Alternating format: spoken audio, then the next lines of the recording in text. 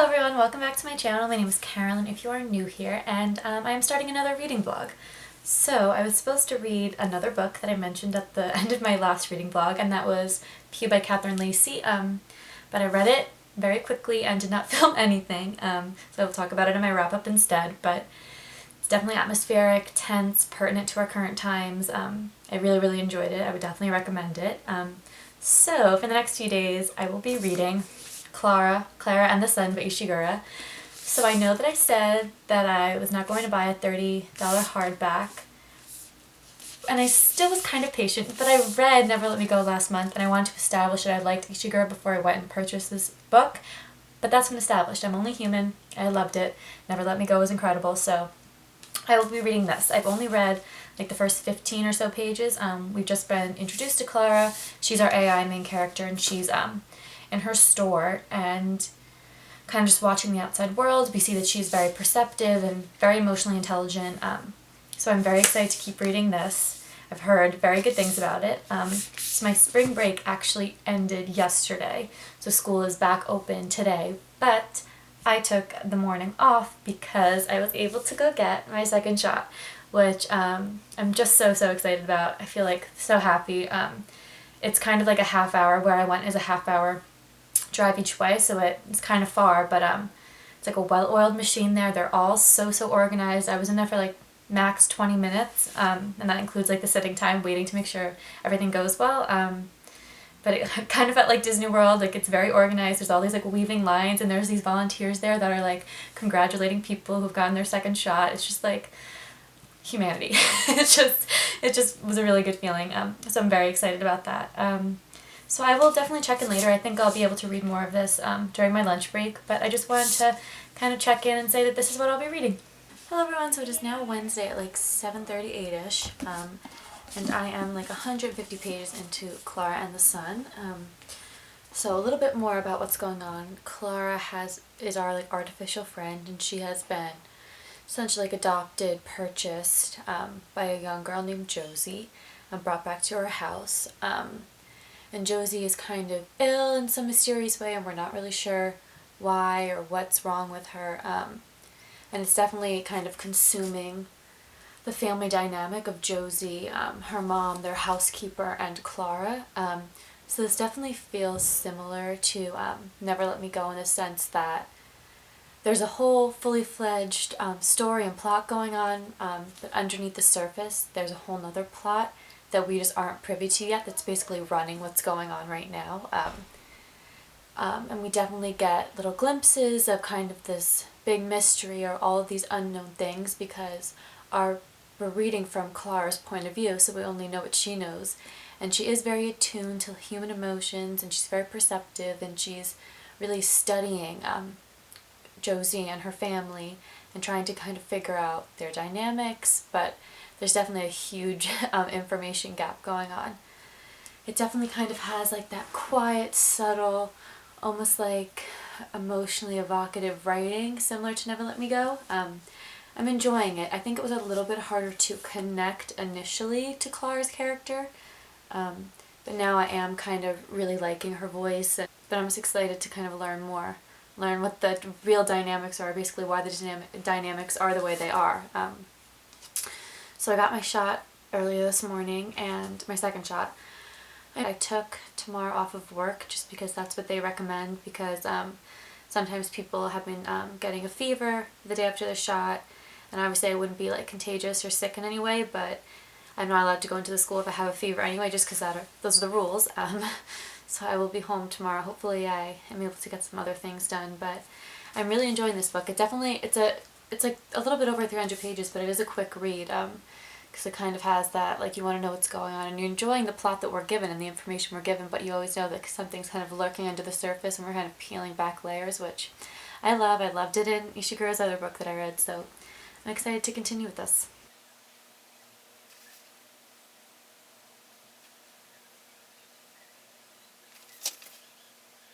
Okay, hello everyone. So it is now the next day. Last night and this morning were pretty rough. I felt very sick, but it only means it's working, so just keep chugging along. I'm almost done with Clara and the Sun. we definitely got a little bit more information. It's getting a little Black Mirror-esque, as you can imagine, with like an AI story. I'm enjoying it. I think I do feel a little bit lukewarm at the moment. I think with Never Let Me Go, obviously, that's a book that relies pretty heavily on a twist, but it really is about the characters. Like, I felt so connected to Kathy and Tommy, and that's why that book was heartbreaking, because you instantly love the characters and you're connected to them. And I feel like with Clara and Josie and Rick, I'm just not invested. I don't know if it's like the writing or the fact that she is an artificial friend, but she does feel like kind of innocent, and you feel bad for her when she's kind of pushed to the side, and I don't know, I'm just not connecting to it as much, and I'm already kind of thinking about the next book that I want to pick up, which usually isn't a great sign, but I have like 60 pages left, so you never know, like the final bits of information could really change it, so I'm excited to finish that. So today I was supposed to actually go to the bank today. I had a meeting to discuss like getting a credit card, because I've never had a credit card before, and if I want to like move out and start a life, I need to like build up credit, obviously. But I felt so sick this morning that I canceled that and rescheduled it for like 2 weeks. Basically, I'm just going to be hanging out at home today. Hopefully finish this, and I already have like 2 books on my mind that I might want to pick up next. And I think I'm in charge of dinner tonight, which I love. It's so frustrating because my parents and my brother and I are all very like, have very different preferences when it comes to food. And I cooked like a few nights ago, and I thought that it was really good and nobody ate it, and I got pissed, obviously. So I don't know what I'm going to make tonight, but hopefully they will eat it, because otherwise it's a waste of my time. But yes, I just wanted to check in and say that I will hopefully be finishing this very soon. Okay, so I just finished Clara and the Sun. I think I need to sit with this book for a little bit, but I think overall I did really enjoy it. I think the ending was really, really beautiful, really sad. I think I really enjoy these kind of subtle dystopian novels that kind of seem all the more heartbreaking because it's not like otherworldly or so obscure that you can't kind of grasp onto like normal human emotion. I think Ishiguro does that really well. That makes the world like tangible enough because it's very relatable, with kind of adding that element of like almost like horror a little bit. So I really enjoyed this. I definitely preferred Never Let Me Go. I think that's one of my favorite books I've read so far this year. But I did really like this. I kind of like the conversations around the limits of human love and human affection, and kind of having this artificial friend who, because she's artificial and she's robotic, she has no limits to her love, unlike us. It wasn't as kind of emotional throughout as Never Let Me Go. It didn't break me in that same way, but I think it did kind of creep up on me in a similar way of we didn't get all the information, which again, I've mentioned before, I don't mind. I don't need everything spelled out for me. I like to have a little bit of things to kind of ponder after the fact. But I liked this. Actually, I don't know if anyone noticed. Probably not. Nobody cares. But in my March wrap-up part 1 and 2, I did not share ratings for the books that I talked about because I am struggling with rating books. I've kind of always struggled with rating books.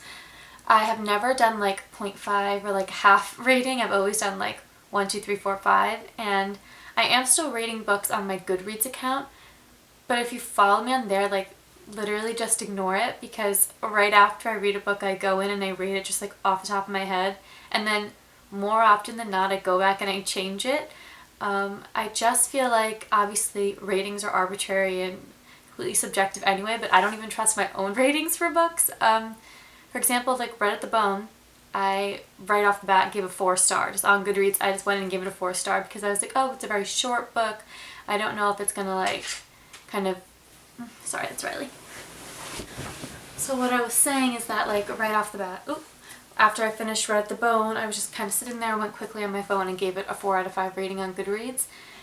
And like the audacity of doing that. And that's like one of the best books I've read. And obviously that is a 5-star book. Like obviously. But I think it's so short and I was like, oh, like I won't be thinking about this for years to come. But that book is one with staying power. Like, I will say that. It will... I still think about Iris and Melody, and I think I will for many, many years to come. So that's why I think, like, you never know which books are going to stay with you, and I think I can love a book, but if it doesn't stay with me, and if I don't think about it often, I don't know if it could ever be like a favorite of mine. So I don't know if I'll rate books this month. I've been rating them like on Goodreads and in my head. Like, I still keep thinking about Pew. I finished that a few days ago, and that's such a good book. So smart, has so much to say, feels definitely accusatory of modern American culture, which I love. But like, that's one that I know, because of the ideas and because of the writing and because of the atmosphere, will really stay with me. So I think I might try to start reading books again, but I also know I was so hesitant to do that, to like give like a 3.5 or a 4.5, because I was like, oh, I'm just gonna make it too messy, and then I want to do like a 0.75 or whatever. But I do think that I might start rating, or like sharing ratings again, with always the caveat that I'll probably change it, so don't listen to me too seriously. But I think for this one, right off the top of my head, it's like between a 3.5. I didn't connect to it as much as Never Let Me Go, but I still think I loved the ideas. The writing was still really beautiful, but I don't think this is one that will kind of stick with me long term, just because I didn't connect to the characters, and I think for me that's like really important for loving a book, is connecting to the characters. But I liked it. So now I have to just pick my next book, so I'm just going to stare at my shelves for like a few minutes.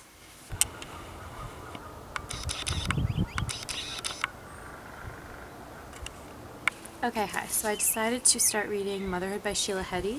I'm only like 60 pages in, but I'm already really, really enjoying it. Obviously this is about Sheila Heti's very personal decision to become a mother or not. And even so, I'm surprised by how intimate it is. It's probably the most intimate, vulnerable reading experience I've ever had.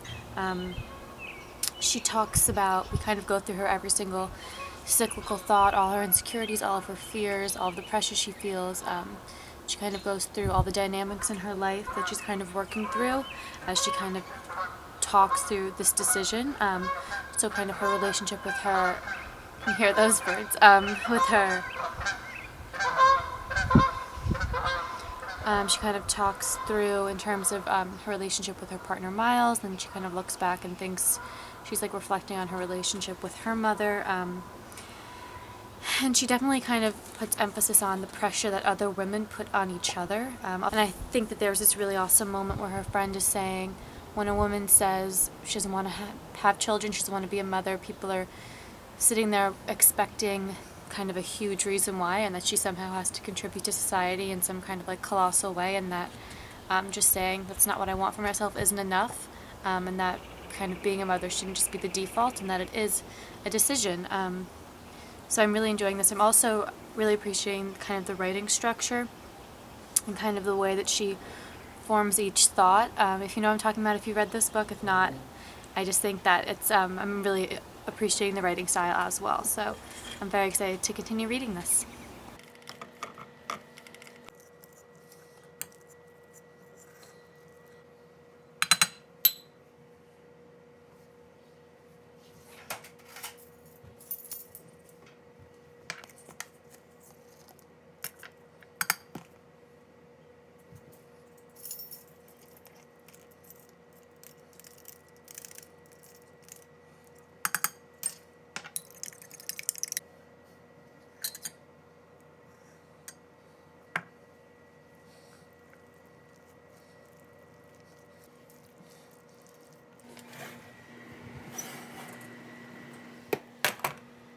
Okay, hello everyone. It is now Friday, so happy Friday. A few things on my brain at the moment. Oh, I was actually just about to go for a walk and actually leave my house, and you don't have to believe me, but I swear it's true. And then it started raining, so here I am once again. But the new Jeff Vandermeer book, Hummingbird Salamander, came out 2 days ago, and that's like the only 2021 release that I have like been actively looking forward to and wrote down in my notes. If you don't know this already, I love Jeff Vandermeer. I don't know too much about this book. I know that it's about like environmental justice and taxidermists and some very weird things, but I'm expecting a lot because I love him. And then something very exciting happened today. Grace from GK Reads. If you don't know her, definitely check her out. She made another one of her booktuber recommendations, and I was just sitting there having my coffee, eating my oats, and she like said my name. I got so excited. If you don't know this, I love Grace. I love her channel. I love all her vlogs. I used her very, very similar. So that just like made my day. I was so excited. Just like so happy, and like a bunch of the people that she mentioned, I did know some of them, but some of them were new to me as well, so went over and subscribed to them. Dee, I actually like binge watched a few of her videos today, and I really love her channel, so it's just like such a happy feeling. So thank you so much, Grace. It made me like, just made my day. So that was wonderful. And then more about motherhood. So I don't even know like where to really start. This book has a lot going on, and I am really appreciating that Heti is so self-aware and she's so reflective, and she's not just like spitting out all these thoughts and behaviors, she's saying them and then she's reflecting on them. So I think that makes it a really successful book. I'm 22, I'm not in any life situation to consider becoming a mother anytime soon, but I think nonetheless this book gives you a lot to think about. I think more for like my specific circumstances, it makes me think more of the mothers in my life, like my mom, my grandmother, and as far as I know, they're two people that always wanted to be mothers, and that's like kind of what they had shared with me, but it still makes you kind of, at least for myself, I know that I definitely expected things. Growing up, I expected things of my mother that I just didn't expect of my father, probably just because of gender roles, and that I definitely placed kind of an excess burden on my mother, and now that I'm older and my mom is like my friend as much as she is like someone who's supposed to take care of me, I'm kind of more aware of that, and our relationship is kind of evolving. So I think like this book isn't meant to make anyone feel guilty, but I think it naturally makes you just kind of reflect on your own behavior, which is really important, especially because Heti talks about all the pressures and the societal pressures, and just to kind of reflect and think of maybe nothing that you've outwardly said, but just like kind of small actions that you've kind of helped play into this idea that womanhood is synonymous with motherhood. So I think I'm really appreciating that part of the book as well, and I think there are a few moments that just like struck a chord in me that I didn't even know were there. Like there's a moment, I actually wrote down the page, it was page 144, and it's Heti kind of talking about, she's I think seeing like someone who reads cards, what is that called? She's like having a reading of some sort, and the person kind of picks up on this grief and says, you don't feel it every day, but it's there all the time. It may be that you're porous and the grief isn't yours. Does your mother have a grief? Well, it might be that you were born with your mother's grief, like God had planted it in you as an energy ball. And I think that's something that kind of really struck me. That's something that I would worry about down the line if I do decide to have children, that kind of what you pass down not on purpose, and kind of the things that you're insecure about or that you struggle with, that it would be so hard to see your child struggle with. I don't know, that just like hit me. So I'm really enjoying this. It's definitely a lot to digest. It's a lot to think about, but I think it's meant to, and I think she asks all the right questions, and this is just like a really brilliant book, and I'm really glad I read it. So I'm just really enjoying it. So yes, that is just my little Friday wrap up. But yeah, it's just a good day. I'm just feeling really happy. Obviously, this year plus a little has been just really lonely. So just making this channel after I'd waited for so long, just thinking about it, just being like kind of self-conscious, and then finally doing it, and just have people just be so nice just for the sake of being nice. It's just made me feel really good. So thank you anyone that's subscribed or that's commented or just like messaged me or DM'd me on Instagram. It's just been making me really happy. So yes, that's all I have to say for right now.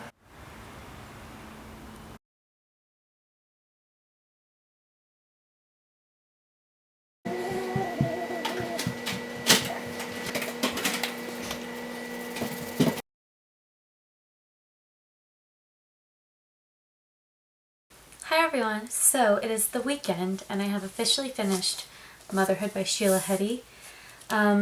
This book gave me a lot to think about, so I'm kind of all over the place, but what I am sure of is that I loved it.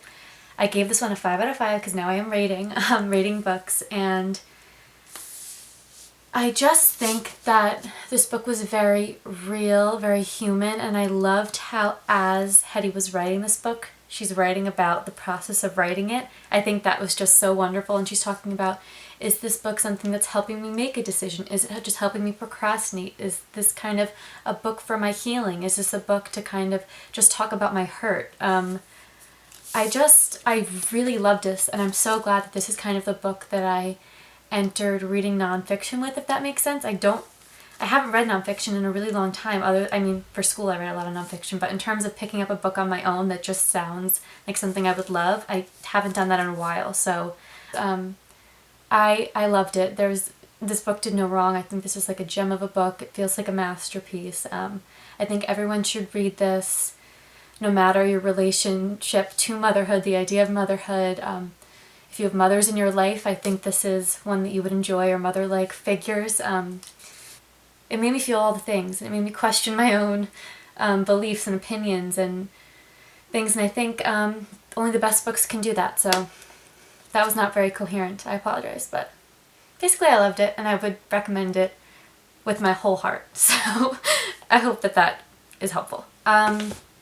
So, I was just looking at the footage, or like the different clips for this mashup of reading vlog, and they're not great, to be honest. Really just sitting in this room, mostly in a very oversized sweatshirt. It looks like I don't change or shower. I really promise I do. It was just a few rough days at the beginning of the week. I wasn't feeling 100%. But if you stick around on this channel, I promise, pinky promise, that next time we will go outside, we will do something, even if it's not an exciting something. But nevertheless, I'm really happy if you're here, and thank you for watching. If you've watched to this point, you're extra special. And I'm just really having fun, and I'm enjoying these vlogs that are not as formal, because sometimes I enjoy doing the wrap-ups and stuff, but sometimes I get a little bit nervous and like, oh my god, how am I going to say everything I'm thinking in 1 second, or in just a few minutes, and I just feel like I'm blabbering and I'm not saying all of my thoughts in a coherent, helpful way.